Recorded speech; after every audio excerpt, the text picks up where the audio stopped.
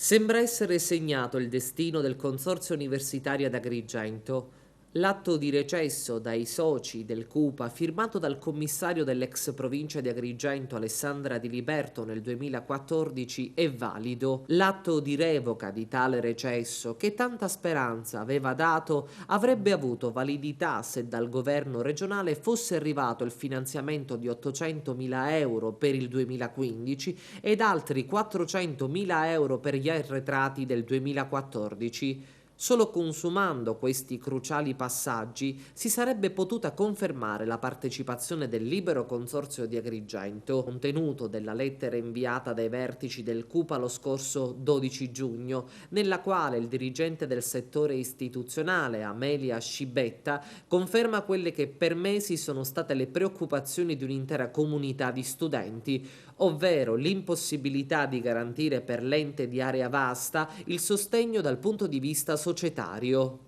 La lettera parte dalla determinazione del 2015 numero 24, anch'essa firmata dalla Di Liberto nel marzo scorso, con la quale si sospendeva in modo temporaneo l'atto di recesso nella considerazione dell'impegno espressamente e formalmente espresso dal governo regionale, a condizione però che per l'esercizio finanziario fosse approvato nei confronti dell'ex provincia di Agrigento lo stanziamento promesso dalla regione. La legge regionale 9 non prevede per il Libero Consorzio di Agrigento alcun trasferimento, che di converso è stato disposto dal CUPA a un importo di 800.000 euro. È palese quindi che la condizione sospensiva a cui era sottoposto il provvedimento di revoca dal recesso dell'ex provincia quale socio del CUPA, ovvero la parte relativa ai 400.000 euro come provente per gli arretrati, non si è avverata. Per questa motivazione, si legge nella lettera, corre l'obbligo di ribadire che, non essendosi verificata l'auspicata condizione apposta dal provvedimento,